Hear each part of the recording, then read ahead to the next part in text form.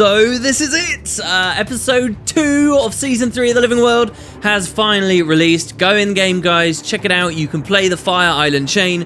You can see all this stuff we've been ruminating over in the recent trailers, and much, much, much more. So today, on this video specifically, I'm going to try and cover as much stuff as I can to you about some of the other things that went in with this patch, which has always been, so far this year, a surprising amount of stuff. Like if you think about it, when Corteria Gliding came in, we had a lot of other Corteria updates and interesting feature changes. When the Shatterer was overhauled, even episode 1 of Season 3, where we got a whole new map to go to, Bloodstone Fen, totally blew me and many other people away by having a ridiculous amount of feature-based things and quality of life and improvements to the systems in the game that also went in at the same time. That's what this video is. I'm going to talk about all that extra awesome stuff, the general patch notes, really, for Season 2, Episode 3. So there really is nothing as crazy standout as, say, the last patch where we had things like Salvage All, but there are a few nice improvements to the various areas of the game, including an awful lot of changes, a crazy amount of changes to Fractals of the Mists. This is something I like to see because Fractals was probably the weakest area of development as far as Heart of Thorns was concerned, even though it was supposed to be such an important thing in that it was kind of replacing dungeons, if you remember back when all that stuff happened.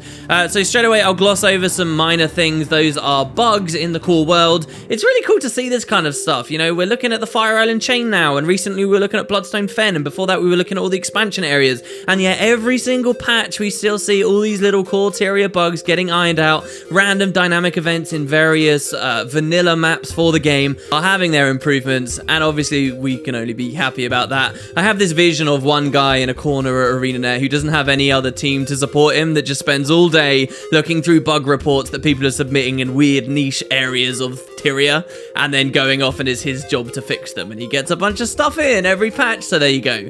I want to open up this video really talking a little bit about the Fire Islands, not the map itself or anything that's going on or anything that would be spoiler related at all there. This video is totally spoiler clean, but I do want to talk about the map art and the location and positioning and idea behind this new map. So if you have a look here, this is the world map as it looks as of this patch. Very exciting, right? There's the Fire Islands, and you'll notice there's a bit of a change. It doesn't look like the Fire Islands that we had before the patch, does it? So ArenaNet have kind of done something here that I talked about on the previous update and have hoped that they would try to get away from as much as possible. What they've done is change the map art so that they can drop their own new map into the game, even though it doesn't quite line up with what we were expecting. So here, I'll fade them together. Here you can see what the original Fire Island chain looked like. There you go. And now let's look at the new one after the patch came out. It's kind of like, as you can see there, they've added an extra Fire Island to the south, and that's where we get to go to. So I can't be too salty or complain too much, because what they've actually done is actually expand the amount of space that the Fire Islands take up on Tyria, theoretically allowing them to do even more with the place. Specifically, if we flip back and forth between them for you guys here, you'll see what they've done is they've taken the southernmost island of the old Fire Island chain, and they've kind of broken it into two. And what this has allowed the developers to do is add a new map with this patch that has a well-defined boundary. It's surrounded by water now, instead of having weird mountains in the middle that doesn't quite fit their perfect rectangular formula that we see they do everywhere else. This kind of, to me, suggests that we're not just going to get 2 Fire Island chain maps, we may get as many as 3 in the future, but I thought it was interesting the way that they'd moved the map art there. I think this kind of practice, if they're doing it right now, we can expect to happen in a lot of places. If we ever get to the Isles of Janthir, if we ever get to the Crystal Desert and some of these more far-flung places, don't expect it to be exactly as we currently see on the map, because they're quite cavalier about it seems, and they like to move stuff around. But I did want to talk about that. Maybe a minor thing. It's not necessarily a nitpick, it's just an observation for you guys to maybe talk about down in the comments. So let's start talking about some of the features. Let's start talking about the big main things that are going on here. Well, the first thing really that appears in the patch notes, I guess I'll mention, is targeted alerts. Now, this is an interesting system that I think kind of falls flat a little, though, and I think that's really unfortunate. So first, let's lay the groundwork. In Guild Wars 2, you can, before this patch, ping an enemy or an ally or an NPC, and they'll get a little red marker above their heads, and say if you're PvPing, that signals to all of your friends, hey, kill this this guy, please, he's low on cooldowns, whatever, okay? Pinging is really important, not just in PvP, but it's important in World vs. World, and it's even important at times in PvE also, so it's a big part of the game. Well, what this is kind of like a new system for pinging. Do you remember on episode 1, we had kind of a map marker ping overhaul, where you can now tell people with a green tick, hey, move here. You can tell people with a red X, don't go here. You can flash up a warning, all those things. Well, this seems like some kind of an extension to that, okay? What it is it doesn't replace the old pinging system with the old red marker. It's a new thing on top. So, for example, I have it bound to T to just target someone and throw up the old ping, but Shift T to give a targeted alert. This is the new thing, and what it does is it plays a temporary icon above the head of whatever it is you've targeted, not a permanent one that supposedly should be quite obvious. And what that is context sensitive. So, as you should see here in the footage, okay, if I use the targeted alert on an ally of mine, then it shows like a green hand, like a helping hand, as if to suggest, hey, ping this person so that they know they need help or something. And if I do it to a friend, then it shows an allied resurrect thing. If I do it to an enemy, it shows a sword for a target. If it's a downstate enemy, it's another one. I guess the idea here is a better way of pinging if someone's gone downstate, say, in PvP or in PvE or anywhere, I suppose, where that's going to be relevant. And that on paper sounds like a great feature, doesn't it? I mean, one of the things that causes me the most anger, especially in PvP in this game, is when someone's gone down, whether it's a friend or a foe, and I desperately need my teammates to notice it, but they don't have the awareness, and they just let whatever happens, and then the entire enemy team rallies somehow. That is the most infuriating thing, and so to give me, the player, another tool to do these targeted alerts and spam these out to hopefully get people's attention sounds great. But it's really not that good. The new icon that they've got doesn't appear in front of old player nameplates. The sound effect that it plays is really quiet, nowhere near loud enough. I don't think the icons are big enough. They've added an option in the settings, by the way, which allows you to mute these things entirely. And I suppose that's good, because if people spam them, you don't want to have to be dealing with that. That same checkbox as well mutes the older ping overhaul from the previous patch too. They're kind of all rolled in together. And so overall, it seems like a nice idea, but at the end of the day, I think regular pinging and regular targeting, as we've always done, is going to take precedence. This is not enough to really be what it could be, or at least from my perspective. And the game modes that I play, maybe we'll find some use. I will try my best to get it working somewhere, but hey, more features can't hurt, I suppose. I just wish it had done a little bit better. There is a weird slight thing as well with the options on this, in that if you mute it, it will also mute mysteriously the special action hotkey sound effects, which is like sapper bombs and stuff from raids, or the radar that you get in the recent current events. Now that might seem like a really weird anomaly, and it kind of is, but I can explain more of that in the competitive video, which is also going up today, so keep an eye out for that, and we'll continue this little speech there.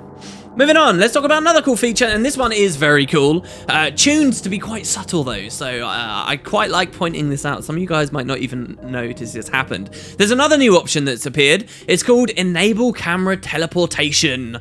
What does that mean, you might think? Well, camera teleportation is actually just going back to the default behavior of Guild Wars 2 to compensate for the fact that they've added new camera behavior in this patch that does, in my opinion, improve the game. So, what are we talking about? Well, the best way to explain this really is to make you think about Revenant. If any of you have ever played Revenant or seen some Revenant footage, maybe I'll have some rolling in the background for you here, that would work quite well. You'll know what I'm talking about when I say that Revenant camera works slightly differently. So let's take the best example of this, in my opinion. That's on the hammer for Rev. You have a skill there which is ground targeted, big hammer slam, where your character will fly through the air very far forwards, attack the foe, and then teleport back to the original location. Now, the way that the developers set this camera up is the camera doesn't move with you when you activate this ability. It stays locked in place. Your character disconnects temporarily from the camera, executes the ability, then comes back. The same thing happens, say, with Sword 3, where you start teleporting around a foe, the foe can wander miles away, and it's only when the skill finishes executing that the camera then moves over to their location. So what the devs have done in this update basically is take that camera tech and apply it to all the existing teleports that already were there in Guild Wars 2. So stuff like Lightning Flash for the Elementalist, Blink for the Mesmer, Shadow Step, and Infiltrator's Signet, and Steel, and all the many different teleports that the Thief also has.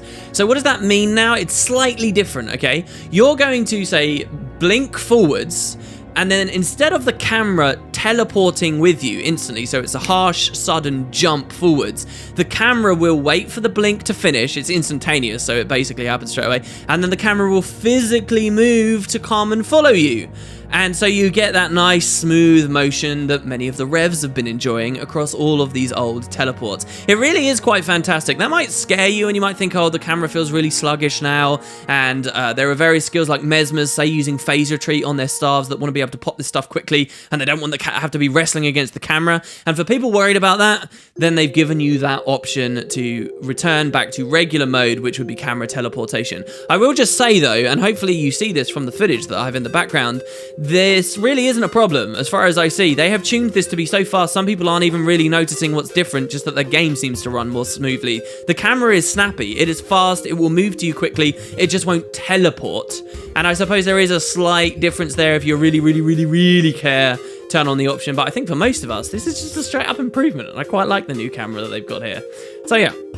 Next big thing, really, that will affect all of us across all modes, well, not PvP, I guess, actually, is the squads. So there have been some changes to squads and squad UI specifically. There's actually been a much needed change, in my opinion, which has just gone through with this patch, which I'm very happy with, and that's removing the weird blurriness and fogginess, weird crossed wires between what is having a squad and what is having a raid squad. It's never really fit too well. Well, this patch kind of improves things. It's made three main changes. The first change is that all of the options you have available as a squad leader are now more intelligently and correctly laid out. No longer is there an idea of a squad and a raid squad, there's just a checkbox that puts you into raid mode.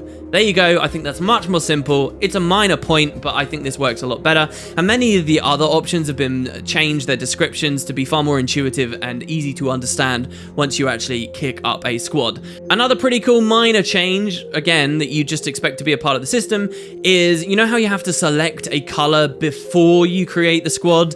And if you've chosen your lovely orange Dorito, and now you want to change back to a blue one, you actually have to close the whole squad down and then open it again just so that you can change. Well, that's not a thing anymore. You can change your color on the fly. Don't forget as well, one of the recent patches added 2 new colors in there as well, so we have the whole gamut now, except maybe just 1 or 2. But then there's the big change. This change is awesome. That's what you're looking at in the background right now. You can set a default squad message, and there's a lot of characters you can use there. I mentioned in a recent video that they added the new type of decoration, remember? And that they had a very specific kind of user interface on that new type of decoration, which surprised me. Well, we're seeing that new type of user interface in use once again here for the squad. What this means is somebody who joins your squad when you have this default message set up, it will play that message to them, their client, alone without spamming everyone else right away. Think of it like a guild message of the day, but specifically for squads. And that is so useful for anywhere you want to do squads. Are you running around in PvE and you want more people to be in certain places for a meta? Have that default squad thing there. You want to let people know where you're going next, what the idea of the squad is, anything, you can have it there. Are you running something more targeted like a multi-loot into rear? Explain to people the rules right there instead of having to constantly copy paste and spam it in, spam it in, spam it in, spam it in. It's going to be great for World vs. World. It's great for guild events and missions. It will be awesome for me and some of the streams that I've been running recently. It's fantastic. So there you go, another little bit of an improvement for squads, and something I'm very happy to see go in. I didn't even really realize that squads was lacking, but I totally am happy it's there now. Alright, so before we get to fractals, which is really going to be the bulk of this video, the biggest things that I think a lot of PvE is going to care about, I do want to talk a little bit about World vs. World. Again, to clarify something, guys, I've got a lot of videos on this patch out today, and this is all I'm about to talk about World vs. World. I don't have much to say, and that's because World vs. World development is kind of out of step with this other stuff. PvP changes and PvE changes are kind of synchronized into these bulk updates, but World vs. World kind of gets the attention as soon as it can when the feedback comes in, and that's it, really, right? So we saw saw recently the Desert Borderlands came back into World vs. World. That wasn't through one of these big patches. So don't be disappointed if there's not a huge amount of World vs. World here. It's because it's out of step with everything else. But there have been changes, some changes even that they said were coming. Number one, the Gift of Battle rewards track. Some people were complaining about the existence of this altogether. I actually don't. I think it was a really good move to put this in there. Obviously, we want syncs for our badges of honor, but I think this is the better way, and getting more people into World vs. World, this is the better way of doing it. But they said that they didn't think the track was particularly legendary themed before. Well, now it is. It will still be the same kind of thing. It ends with a Gift of Battle at the end, but the reward track itself will be more fitting for getting legendary mats and stuff that are appropriate for people who actually want something like the Gift of Battle. So another big change is there's actually a guild upgrade, but I'm talking about this in the World vs. World section because there's a War Room upgrade, or there are 2 War Room upgrades actually, and that may mean that max level for guilds is going up to 66 as of this patch instead of 65. But what they allow you to do is get leather and cloth synthesizers in claimed locations in World vs. World. So leather and cloth coming to World vs. World. I don't know how big that community is anymore, but that could have a pretty big effect on both of those materials. Specifically, I think the people are going to care about leather because leather's like totally rocketed compared to cloth recently, which has slowly already been dropping as far as I understand. But that's going to be very nice. And again, that's another little thing that addresses, hey, World vs. World is feeling like they're constantly not getting as good loot as everyone else. I'd note, by the way, on that topic that that's kind of by design. If you're a passionate World vs. Worlder, the last thing you want, trust me, is for your game type to be earning tons more money than anyone else's, because you're going to get people going in there purely for the rewards, purely for the farm, not for the game type, and that's going to cause a lot of saltiness. But I do appreciate the idea of wanting it to be at least a little bit more in line, and hopefully updates like this do something for that. They fixed a couple of bugs. One bug specifically blows my mind that it existed. Fixed a bug in which the presence of the keep buff was granting magic find instead of +5 supply. Jesus Christ, that's huge! They designed something that gives you +5 supply, and it didn't even work. It was giving magic find instead. My gods. Anyway, that's been fixed. I'm sure people can rejoice over that. And also, the really cool thing is kind of a bit of a less reliance on overlays for World vs. Worlders. So, as you guys should know, maybe those who haven't World vs. World for a while, when you flip an objective, the new NPC that spawns in that objective has like a timeout on them. It's called Righteous Indignation. That character can't be killed for a certain amount of time. Depends on the location how long that period of time is, as far as I remember. But that's kind of a grace period for you flip this location. Don't worry, it's not going to get instantly taken from you again. Well, in order to understand the cooldown of all the various Righteous Indignations for commanders, where they should take their forces and when, traditionally in Guild Wars, they've had to go to third-party websites and run overlays and stuff to know exactly where Righteous Indignation is at all times, so they don't accidentally take their Zerg and waste a bunch of time assigning a location that's still got an invulnerable enemy. Well, now Guild Wars 2 supports that in-game. If you mouse over any objectives as of this patch, it gives you a bunch of information. It tells you the cooldown of the Righteous Indignation right there in-game. It gives you guild claiming information. It tells you your distance from the objective, and a lot more. So that's very nice for World vs. World. There's less reliance on those third-party things. It's quality of life. I think that game type is needed, and it's nice to see them put it in there. There you go. That's World vs. World. That's really all I've got to say. Hopefully it's not too disappointing for you guys. And that, guys, before the fractals, is about it, really. They changed the Bloodstone gear that was newly added in the last update so that it will actually be recognized when you're trying to stat swap it if it's been attuned or infused. And that's really all that's going on. Let's move on to fractals. So, fractals had a lot happening, but no single big overhaul. So remember how they said that they wanted to take individual fractals and updates and really spruce them up, and they did 2 at once last patch? Well, there's none this patch at all.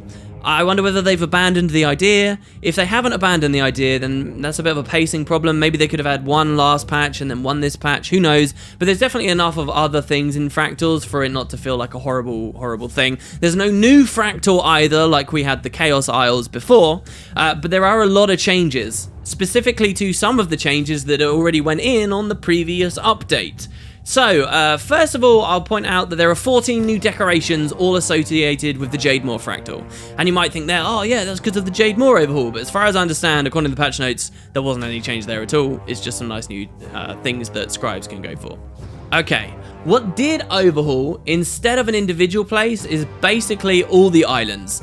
Let's start it off by talking about scaling. When Heart of Thorns came out, they doubled the level you could reach in fractals from 50 to 100. And when they did this, they changed a lot of the way that the scaling works in there as well. Scaling being why it's harder at 100 than it is at 10, okay? Because the enemies scale to be tougher.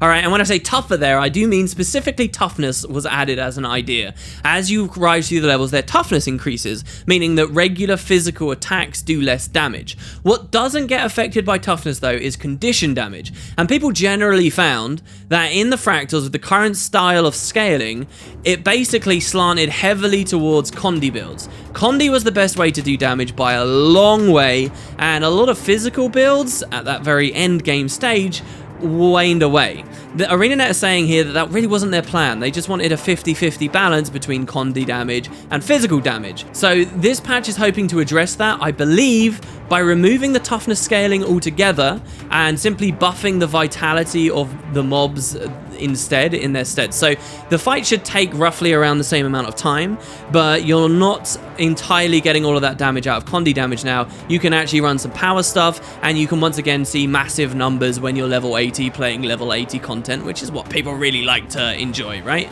So they've changed the way that that works, but there's also another difference, and that's at the early scales. So they actually found that with the new scaling system, things were ending way too quickly in early scale fractals. Now you might be sitting there thinking, well, that's a good thing, right? Early scale fractals are supposed to be easy.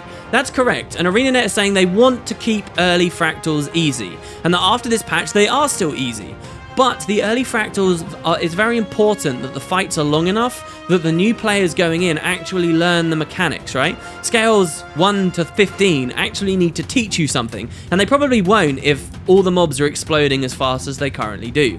So what this patch has done is it's meant that the super end game fractals are going to go a little bit quicker, while the super early game fractals are going to be just as easy but take a little bit longer, just so that people can learn that bit better. There have been some drop changes throughout all of them as well. Drops that used to only appear in early level fractals now appear everywhere, but those are generally the scaling changes.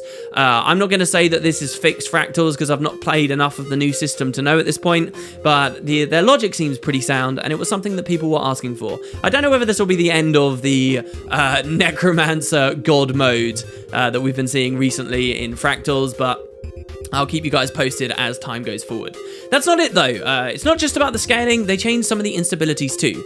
So this is more related to the later fractals. The way that it works is as you climb through the fractals, you start getting these effects on you that changes up the experience you have, even though you may be in the same island as before. Stuff like, oh, now all of the enemies explode on death, right? Well, so some of these instabilities really weren't very fun for people, and they've removed them. 3 of them in particular, and they've replaced those 3 and added a 4th, it seems. It's very mysterious, and I don't understand.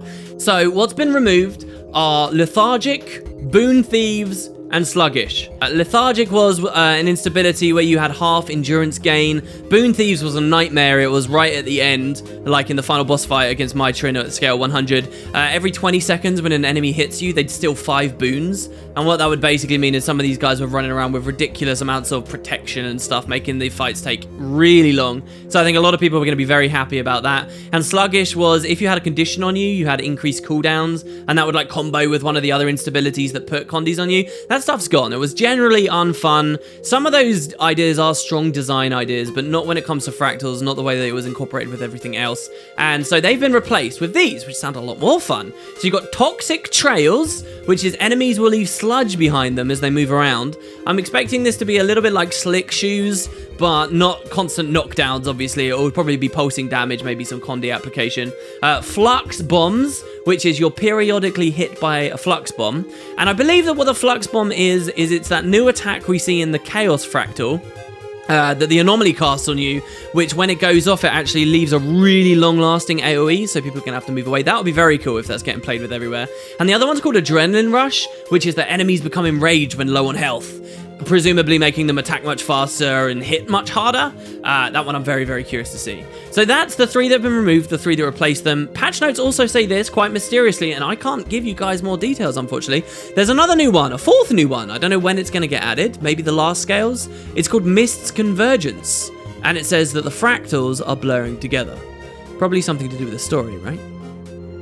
So those are the big things that are going to affect most of your fractal experiences, but also the observatory itself has undergone huge changes. There's a big lighting change there, and the islands are much bigger now. It's no longer just that one little rock. There's been serious expansion, and that's what you guys should be seeing in the background, me running around on there. So let's take it from the top. Actually, no. I've got to talk to you guys about the most exciting thing here. For those who regularly fractal, I think people should really enjoy this. There's some serious prestige items or vendor stuff in this patch. There's a new golem, okay? He's called the Buy 9009. He's over 9,000, and he's all golden, and he's got like this wonderful paint job going on with him. Now, he sells like some really end game ticket items, okay?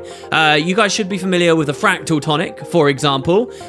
This thing has been the lowest drop rate prestige tonic for Christ knows how long in Guild Wars 2. Well, there's now a non-RNG way of getting it. What is that non-RNG method? Well, you go to this guy and you need to give him, I believe I'm right with this, 1,200 pristine fractal relics. He also sells golden fractal weapon tokens so that you can get more golden weapons, of which there's now an achievement for and a collection for getting all of them, with a new title, by the way. He sells infinite versions of the potions that you get as well, for like thousands and thousands of regular relics. This is very cool. There's like some serious stuff that you can work towards and build up for eventually by playing a lot of fractals. I myself haven't really done too much fractals since Heart of Thorns came out. I've done enough of it, but I wonder those who have been really regularly doing it, how quickly they can just snatch some of this stuff up from this new vendor. All right, so what are some of the other changes? Well, they've added a new area where you can test out, kind of like the DPS testing area of the aerodrome. Well, here you can test out things in fractals with instabilities running to boot. You can now live in fractals if you like, because there's been an expanded area where there's both a trading post and a bank. Oh my god, yes, people have wanted this for Christ knows how long. And there's even a big jumping puzzle in there with what I presume is a daily chest. I am playing it a little bit in the features background, but don't worry, I don't get to the end. I'm not going to spoil the whole jumping puzzle for you, just probably what I think is maybe the majority of it. So yeah, great changes, lots of new stuff that's gone on with the fractals, even though there hasn't been one specific overhaul. Maybe we should just say that it's the hub that got the overhaul on this one. The only thing I miss is the lighting. Like, it's changed now, but it's not quite so pretty in there anymore. In addition to all of this, by the way, there were about 1 billion little changes to the islands themselves. Small tweaks and things here and there. Stuff like the Aether Blade Fractal, for example. Now those mines won't always respawn, but they're cluttered together a lot more, and they've just changed things up slightly. But I do want to give you some standouts, some of the big moments from the fractals. First of all, Swamp. Swamp had by far the most changes of all.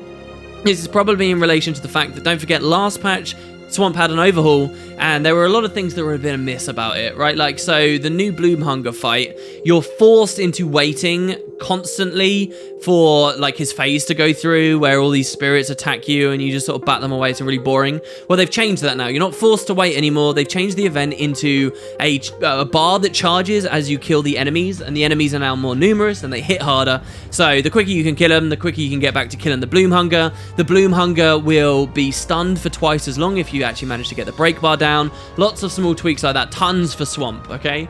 And the other big standout change that I really am happy with is in the Harvey Fractal, Uncategorized. If you fall off in one of the jumping puzzle sections, you might remember from like a horrible CC or whatever, if you fall off, you used to just instantly die, okay, or go down state, and it was frustrating. You might have noticed that in the Chaos Fractal, they had a similar sequence, but you don't die in the Chaos Fractal. It just does 75% of your health, so you'll die if you were low when it happened, but if you just misstep, you're still up. Well, they're doing that in the Harpy Fractal as well now. Hallelujah! Thank God, that's going to make that fractal so much more of a pleasure. Bumps it several notches up on my list of the favorite fractals that they've got out there. And yeah, so there you go, guys. That's basically all the fractal stuff that's gone on. Do get out there, try out that little jumping puzzle. Obviously, we have a whole new map to explore and all that wonderful stuff, which I'll be covering in another video. But fractal's got a bit of love too. There's another jumping puzzle hidden away in there that they haven't really talked about. Maybe go give it a shot. And that's all, folks.